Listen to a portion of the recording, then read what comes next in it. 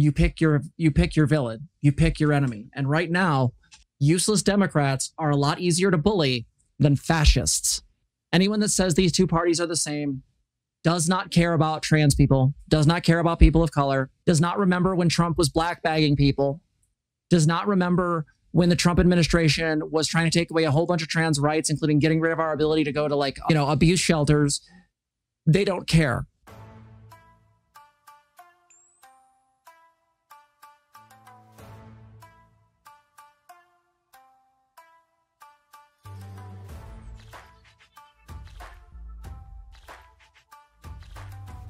Hey everybody. So this is kind of a twofer. We haven't really been watching other streamers for a while. In fact, we really haven't been watching a lot of the online left. And the reason for that is that if I want to be 100% honest, y'all kind of let me down. And I'm going to bring up two issues. There were people on the online left that I literally thought would have my back because I tried to have their back multiple times. I tried to support them, tried to do things, and they didn't. They stayed silent, or they even went forth and talked shit. Kethels flat out lied, claiming that I had asked her to get involved with drama when I had asked her how to deal with a harassment campaign. Like person to person. Like in DMs asking her how to deal with it, how she dealt with it. Vosh has been irritating me because, spoiler alert, he's been doing the anti-electorialism stuff. He's been saying, you can't push leftists over on Biden. I'm going to make one thing abundantly fucking clear. Like, there is an election coming up, and I loathe anti-electoral bullshit. Do I think voting is the only thing you should be doing? No. Do I think that you should rely on the Democrats to make everything better? No. Do I think that you should in any way, shape, or form just sit on your hands and do nothing? No. You pick your villain. You pick your enemy. And right now, useless Democrats are a lot easier to bully than fascists. Anyone that says these two parties are the same does not care about trans people, does not care about people of color, does not remember when Trump was black bagging people, does not remember when the Trump administration was trying to take away a whole bunch of trans rights, including getting rid of our ability to go to abuse shelters. They don't care. Oh, and just death penalty. Trump also just Trump killed more people than anybody. Yeah. You can watch the last week tonight on this. So one of the things that's a really big frustration of mine right now, and Sage said this really well, and she'll get into it more when she talks about it in her video, but my beef with the online left right now is this idea that we need to hyperfixate on Israel-Palestine. Do I like what's happening to the Palestinians? No. Is it the G word? Yeah. Is it bad? Yeah. Is it the only issue? No.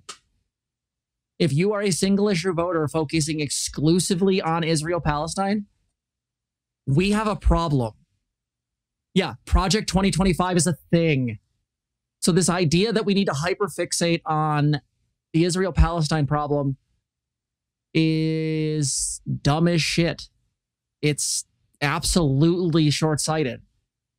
Do I want it to end? Yes. Do I want us to intervene? Yes. Do I want us to just fucking make Israel stop? Yes. The concern that I have is that if we act in single-issue voter way, we are going to do real harm. Trump is not going to just suddenly be good on this matter. In fact, he's probably just going to hand Israel more weapons and not care. And you forget that if you support the Palestinians, you also probably support the Ukraine. Do you think Trump is going to back Russia or Ukraine? And I've been seeing trans girls on fucking Twitter who are Australian, Irish, European, all these different people saying, I'm not voting for Joe Biden. And it's a funny joke, right? Because you person initially doesn't know that. But then you see the people who don't know that they're from another country. They don't know this bitch is Canadian. And so what they do is they basically see a trans woman who has lots of followers say she's not voting for Biden. And that shit does harm. This is the shit that Vosh used to get on Sean for. I think as leftists, we have a duty to put the best enemy in the White House possible. And in this case, it is Joe Biden and the Democrats. Because we at least know if we can get them in the House and the Senate, we can at least get something done. Will it be perfect? No. Democrats suck. Will Can they be worked with? Yes. Sure. Yeah. Way better than the Republicans can. I'm sorry. I need everyone to be adults in this situation. I need people to actually think. I'm sorry. Every video I see come out from leftists is just slamming on Biden, slamming on Biden. Hell, on the video I have up right now, I have a Vosh video that's previewed to me that says it has a picture of Joe Biden talking about like Hamas and you know, fucking Israel. And it's like, again, You guys, the hyperfixation on this and the ignoring of the fact that like Trump wants to pass a federal ban on fucking HRT for trans kids. And if they can do it for adults, they damn well will. Damn well will. yes. And you guys realize too that when you put out the negative stuff, that's actually an incredibly effective tool. This is why there is so much stuff negative out there going, oh yeah, this person's bad and bad and bad, and this candidate's done all these awful things, because that sticks in people's memories as bad. And that is a really effective way to get people not to vote for them. It's in fact more effective than showing all the positive things about your candidate. And this is just political shit 101. This is just basic things that we know about how our system functions. If you are involved at all in political, like anything, this should be fucking obvious. It sucks to see people not actually take into account like just basics about how politics function, how advertising functions. People who should know better and have shown that they know better in the past. Also, this isn't new. Like, again, like Israel-Palestine is going to happen every 10 years unless they, you know, unless Israel finally completes its work, I suppose.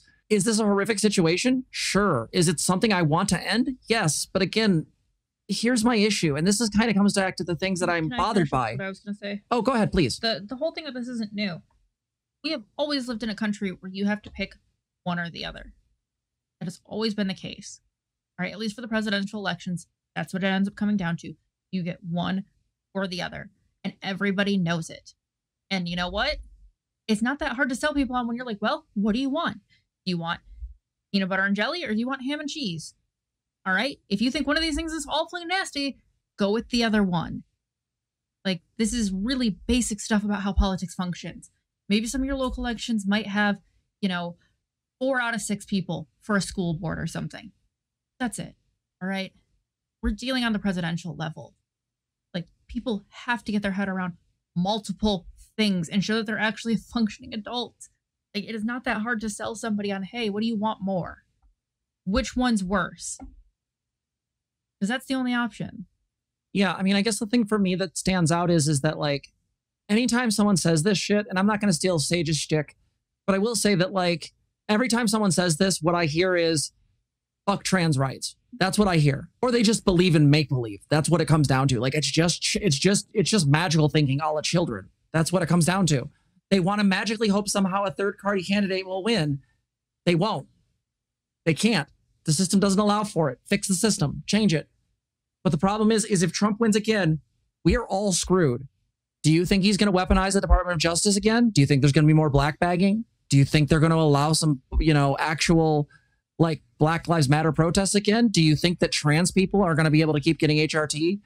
Go find that LGBTQ Nation article that shows all the things they did in just 4 years to trans people. They are going to go hard against us because right now we are the target du jour. To me, this is people telling me that they don't care about any other issue than virtue signaling about Israel-Palestine. They want to scream how terrible it is and how bad it is. And it is. It's awful.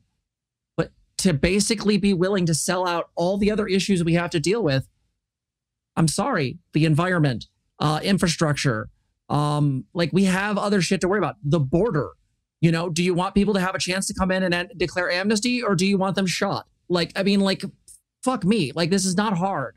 So I guess I just want to say that, like, I am really disappointed. And this is why I don't consider myself part of the online left anymore. This is why this isn't our leaving the left video. I'm still a leftist. So it was easy.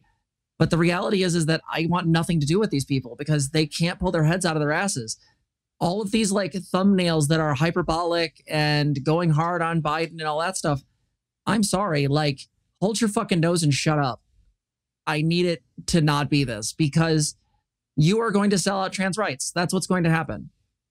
You are going to sell out people of color. You're going to sell out the people coming over the border. You're going to sell out all of these things over one issue. And one issue that's still fuck over Israel and Palestine. More so, right? Entire issue. You are still going to cause more harm in that area if you go with Trump. I know it's not fun voting for an old fucking random fucking guy. I don't get it. But again, he's been more supportive on trans rights than any other president. He's been one of the best union presidents we've had in a while. He's not great. But you know what?